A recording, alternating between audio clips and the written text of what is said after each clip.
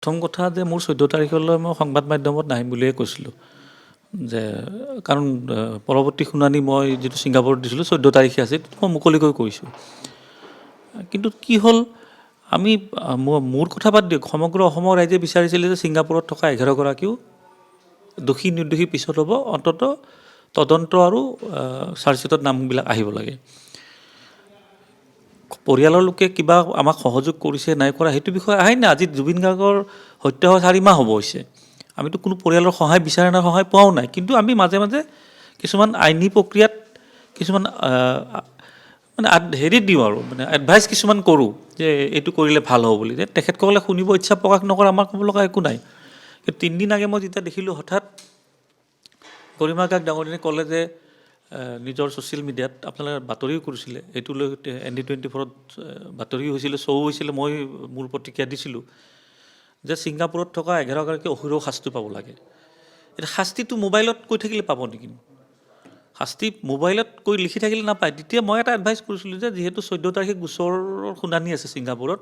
আৰু তাত এতিয়া FIR দিয়াৰ পৰিস্থিতি নাই এতিয়া কোৰ্টত অহা 14 তাৰিখৰ পৰা প্ৰথম শুনানি হ'ব মই এটাই কথা কৈছিলোঁ যে যিহেতু বিষয়টোত 16 গৰাকী জড়িত হৈ আছে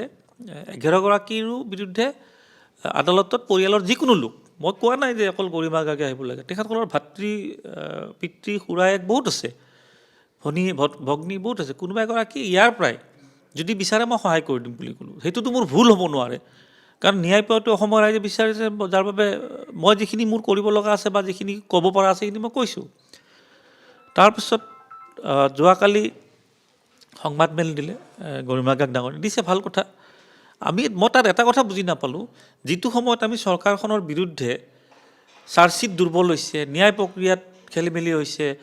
দোষী সম্পূৰ্ণ শাস্তি দিয়া নাই আমি চৰকাৰৰ বিৰুদ্ধে কৈছোঁ তেনে অৱস্থাত যদি পৰিয়ালৰ লোকে চৰকাৰক প্ৰশংসা কৰে তেতিয়া আৰু আমাৰতো আৰু বুজিব একো বাকী নাথাকে সেইবাবে মই প্ৰস্তুত দিছোঁ যে আজিৰ পৰা মই জুবিন গাৰ্গৰ নাম নলওঁৱে মই নাম কিন্তু মই এইটো কোৱা নাই যে মই গোচৰ উঠাই ল'ম বা মই ন্যায় যুদ্ধত নালাগো বুলি মই পৰিকল্পনাহে সলনি কৰিছোঁ সিদ্ধান্ত সলনি কৰা নাই মই অহা খুব সোনকালে হাইকোৰ্টত PIL দাখিল হ'ব এই 11 গৰাকীৰ চাৰ্জশ্বিটৰ নাম অন্তৰ্ভুক্ত কৰাৰ কাৰণে আপোনালোকক খবৰ দিম মই কিন্তু আৰু এটা বেছি বেয়া লাগিছে যে চৰকাৰক প্ৰশংসা কৰিছে কৰক এটা এটাকৈ নাম সময়ত ৰাজহুৱা হ'বতো কোনে জুবিন গাৰ্গৰ হত্যাক লৈ ব্যৱসায় কৰিছে ইনকাম কৰিছে এইবিলাক চব ৰাজহুৱা হ'ব এইবিলাক তাতে আকৌ সংবাদ মাধ্যমে মোৰ বিৰুদ্ধে বাতৰি কৰিছে কোনোবা এটা একাংশত মই দেখিছোঁ যে মই স্বাৰ্থৰ কাৰণে নে মোৰ কি স্বাৰ্থ আছে ইয়াতে মোৰ স্বাৰ্থ কি আছে অসমৰ ৰাইজে ভালদৰে জানে কিন্তু এটা কথা ক'ব লাগিব যিটো সময়ত 3-4 গৰাকী যুৱকে জুবিনৰ নাম মৃত্যু খবৰ পাই আত্মহত্যা কৰিছিলে বিকাশ অসম তাৰপিছত ভিক্টৰ দাস ৰন্তু পানী ফুকন অজয় ফুকন গ্ৰেপ্তাৰ হৈছিলে গ্ৰেপ্তাৰ হৈ তেখেতসকল এতিয়াও তাৰে আধা সংখ্যক কাৰাগাৰত বন্দী হৈ আছে এবাৰো প্ৰশংসা নাই এবাৰো প্ৰশংসা কৰা নাইতো কিবা খবৰ ল'লে নেকি এনে আৱেগিক হৈ মোবাইলত প'ষ্ট এইটো আৰু এটা কথা কওঁ অসমৰ ৰাইজৰ আৱেগ কিন্তু কেৱল জুবিন গাৰ্গৰ ওপৰত আছে কোনো পৰিয়ালৰ ওপৰত নাই আমাৰো নাই আমি আমাৰ কাম কৰিছোঁ আমাকতো পৰিয়ালৰ লোকে সহায় কৰা নাই নে কিবা সহায় কৰিছে নে আমি কিবা সহায় বিচাৰিছোঁ সময় সাপেক্ষে কিছুমান উপদেশ দিছিলোঁ নাই শুনা ভাল কথা গতিকে মই আকৌ কৈছোঁ যে এইটো ভুল ব্যাখ্যা নকৰিব মই ন্যায় প্ৰক্ৰিয়াৰ পৰা আঁতৰি অহা নাই মই মোৰ FIR উইথড্ৰ কৰা নাই ছিংগাপুৰত 14 তাৰিখে শুনানি আছে মই আকৌ কৈ আছোঁ কিন্তু পৰিকল্পনা সলনি কৰিছোঁ মোবাইলত নিদিওঁ সংবাদ মাধ্যমত নকওঁ কিবা এটা আদেশ হ'লে আপোনালোকক জনাম আপোনালোকে দিব বাতৰি কিন্তু এই ধৰি লওক হঠাৎ মানুহ এতিয়া বেয়া পাইছে আপুনি ফেচবুকৰ ছ'চিয়েল মিডিয়াৰ কমেণ্টবিলাক চাব নাই অসমৰ ৰাইজে বেয়া পাইছে চৰকাৰখনক প্ৰশংসা কৰাই বেয়া পাইছে আৰু যিটো এটা কথা ক'ব লাগিব খাৰগুলিৰ যিটো ঘৰ জুবিন ন্যাসক দিলে এইটো কোনো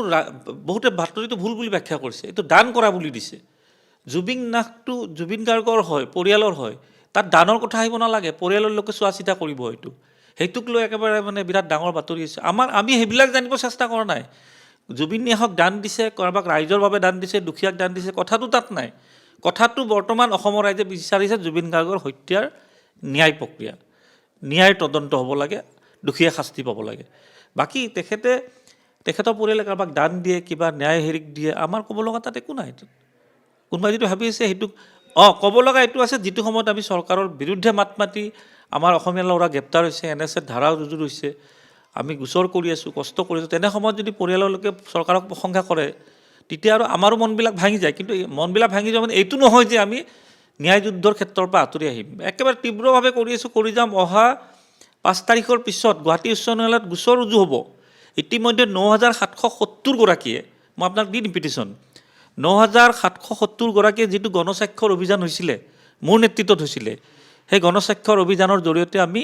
11 গৰাকী ছিংগাপুৰৰ প্ৰৱাসী অসমীয়াক চাৰ্জশ্বিটত নাম অন্তৰ্ভুক্ত কৰি তদন্ত কৰিব লাগে বুলি অন্য এক PIL কৰিম। এইটো আৰু খবৰ দিম আপোনালোকক। হয়তো মই নিদিওঁ, কিন্তু আপোনালোকে খবৰ পাব। সেইকাৰণে আগে কৈছোঁ যে এইবিলাক মুখ চুপতি কৰা কথা নহয়। অসমৰ ৰাইজে প্ৰতিটো কথা লক্ষ্য কৰি আছে। গতিকে যিকোনো কথা মানে বিশেষকৈ এই গোচৰটোৰ ক্ষেত্ৰত সাৱধানে ক'ব লাগে বুলি মই ভাবোঁ। গতিকে পৰিয়ালৰ লোকৰ প্ৰতি মোৰ কোনো সঁহাৰি নাই। মই আগেই কৈ আছোঁ, মোৰ প্ৰতি নাই বাদ দিয়ক, অসমৰ ৰাইজৰো সঁহাৰি আছে জুবিন গাৰ্গৰ প্ৰতি, আৱেগ জড়িত হৈছে জুবিন গাৰ্গৰ প্ৰতি, কোনো পৰিয়ালৰ প্ৰতি নাই। পৰিয়ালে যেতিয়া চৰকাৰক প্ৰশংসা কৰিছে এইটো অসমৰ ৰাইজে বেয়া পাইছে, আৰু সেইটো মই দুই এষাৰ মই কৈছোঁ তাত মোৰ কি বেয়া হ'ল। আৰু দুলু আহমেদ কিন্তু সেই শাসকীয় বিজেপি চৰকাৰৰ ভৰি চেলেকা গোলাম নহয়, এইটো আপোনাক স্পষ্টকৈ কৈ দিছোঁ। মোৰ এই যুদ্ধ মই যি ধৰণে কৰিছোঁ আগত কৰি মই আৰু বেছিকৈ কৰি যাম, তাৰ বাবে মোক অসমৰ ৰাইজে সঁহাৰি জনাইছে।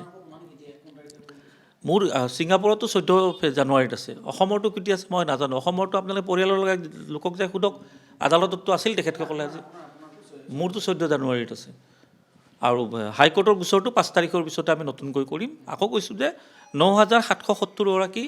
বিভিন্ন জিলাৰ পৰা, গোলাঘাট জিলাৰ পৰা আটাইতকৈ বেছি স্বাক্ষৰ হৈছে। আমি PIL ফাইল কৰিম, কেৱল 11 গৰাকীক চাৰ্জশ্বিটত নাম অন্তৰ্ভুক্ত কৰি তেখেতসকলক আদালতৰ মজিয়ালৈ আনিব লাগে বুলি। দেখা যাব আৰু পিছত কি আছে।